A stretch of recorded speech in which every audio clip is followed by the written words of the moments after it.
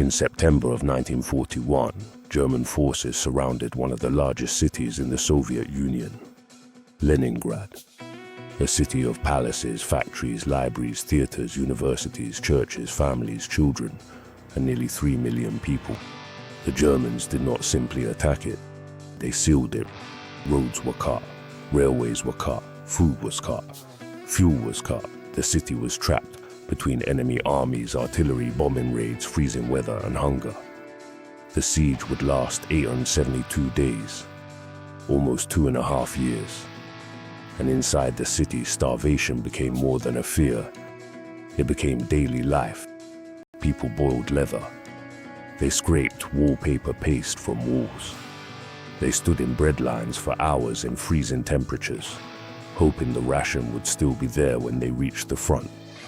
They watched neighbors disappear one by one, and all around them, the city kept being shelled. This is the story of the Siege of Leningrad. And I promise you, the darkest part is not that the city was surrounded. The darkest part is that starvation was the plan. Before the war, Leningrad was one of the Soviet Union's most important cities. It had once been St. Petersburg, the imperial capital of Russia. It was the city of the Russian Revolution. The city named after Lenin, a symbol the Nazis wanted erased from the map.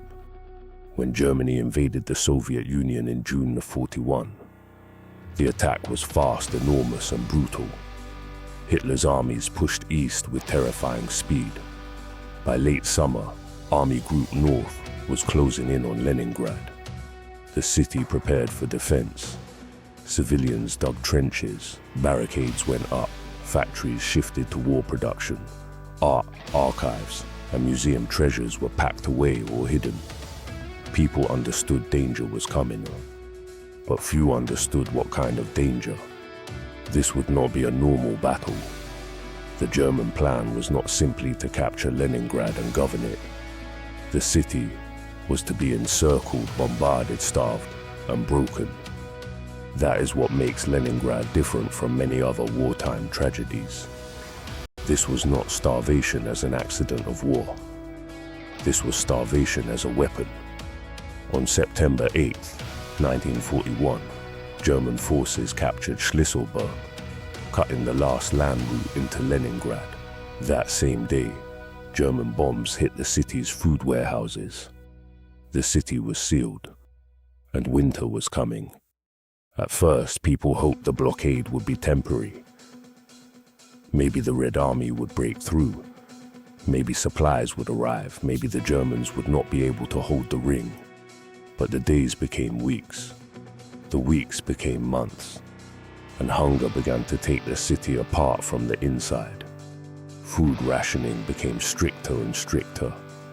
By late 1941, the lowest bread ration for many civilians was only 125 grams a day. That is less than a few slices. And it was not normal bread. Siege bread was often mixed with substitutes because real flour was running out. People received something heavy, dark, damp, and barely enough to keep the body moving. But the body still had to move. People still had to work. Factories still had to produce. Water still had to be found. Children still had to be protected. Bodies still had to be carried. Imagine waking up in a frozen apartment with no heat, almost no food, and the sound of artillery somewhere in the distance. You have to stand up, but standing takes energy you do not have. You have to walk to get bread, but walking burns calories you cannot replace. You have to decide whether to eat the ration now or save a piece for later, knowing later may be worse. That was the arithmetic of Leningrad. Not life and death as abstract ideas. Calories, steps, minutes in line, temperature, the weight of bread in the hand. Winter turned the siege into something almost impossible to describe. Pipes froze, public transport failed, electricity became unreliable, apartments became ice boxes. People burned furniture, books, flooring, anything that could make heat for a little while. The city grew quieter. Not peaceful, quieter. The quiet of exhaustion. The quiet of people too weak to speak. The quiet of streets where bodies could remain for days because those still alive did not have the strength to move them. That is the part history books can flatten. They can say famine. They can say civilian casualties. They can say severe hardship, but those words are too clean. Famine means a mother cutting bread into pieces so small they barely exist. It means a worker collapsing at a machine. It means children becoming silent. It means a person saving ration cards more carefully than money, because money could no longer keep you alive. And through it all, the bombs kept falling. German artillery and aircraft struck the city again and again. Shells hit homes, hospitals, factories, streets, schools, and bread lines. Leningrad was not only starving, it was being watched, targeted, and punished. The people inside were trapped in a city that was both a battlefield and a prison. One of the only lifelines was Lake Ladoga. In summer, supplies could come by boat. In winter, when the lake froze, trucks crossed the ice. This route became known as the Road of Life. That name is almost painfully accurate, because for many people, that road was the difference between survival and death. Food came in, evacuees went out, children, the sick, and the elderly were moved across the ice when possible. But the road was dangerous. It was bombed, it was shelled. Trucks broke through the ice. Drivers crossed in darkness and cold, knowing the lake could open beneath them, or the sky could light up with enemy fire. The Road of Life saved lives, but it could not save everyone. Inside the city, hunger created choices no one should ever have to make.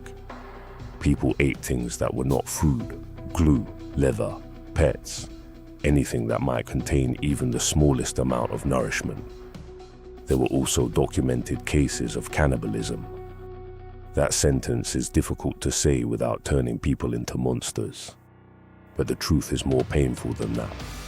Extreme starvation does not create a normal moral universe. It breaks the body, the mind, the family, the city, the rules people thought would hold forever. The fact that most people still try to survive without crossing that line is not a small thing. It is one of the quiet miracles of Leningrad. Because under conditions designed to destroy humanity, many people kept doing human things. They shared crumbs. They cared for children. They went to work. They wrote diaries. They buried strangers when they had strength. They played music. That may sound impossible, but it happened. In August 1942, Dmitri Shostakovich's 7th Symphony, the Leningrad Symphony, was performed inside the besieged city. The musicians were starving. Some had to be brought back from the front. Some were too weak to play for long. But the performance happened. Speakers carried the music across the city and toward German lines. Think about that.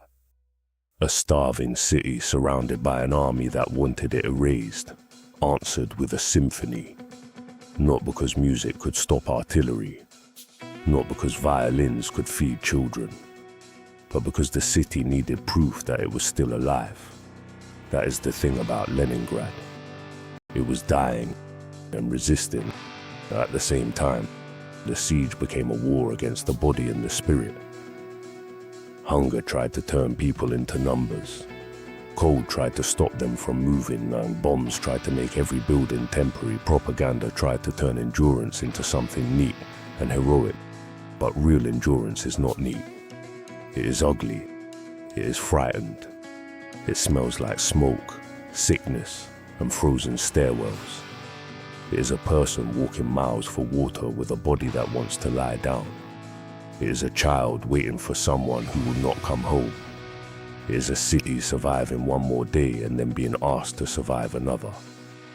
The worst period was the winter of 1941 to 1942. Hundreds of thousands died. Some estimates say that in 1942 alone, more than 500,000 Leningraders were lost, mostly to starvation, exposure, disease, and shelling. The numbers are debated. The grief is not. By 1943, Soviet forces opened a narrow land corridor to the city, easing the blockade slightly. It was not freedom, but it was breathing room. Then in January 1944, the siege was finally broken. On January 27th, after 872 days, Leningrad was liberated from the blockade. The city had survived. But survival is not the same as being whole. Hundreds of thousands were dead. Families had vanished. Apartments were empty. Children had become orphans. The living carried memories that did not end when the shelling stopped. A city can be liberated in a day. It can take generations to leave the siege. That is why Leningrad remains one of the darkest stories of World War II. Not only because of the number of people who died, but because of how they were made to die. Slowly, deliberately, in their own city. Starvation is a cruel weapon because it does not look like a single moment of violence. It is not one explosion.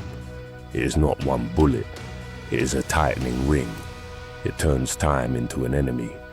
It makes every day smaller than the one before. First there is less food, then less strength, then less heat, then less hope, then less of the person you used to be. That was the siege, a city being reduced gram by gram. And still, Leningrad did not surrender. That fact is often remembered as heroic, and it was. But heroism can sometimes make suffering look cleaner than it was. The people of Leningrad were not marble statues standing proudly in the snow. They were hungry, cold, frightened human beings trying to keep themselves and each other alive. That makes their endurance more powerful, not less. Because courage is not always loud.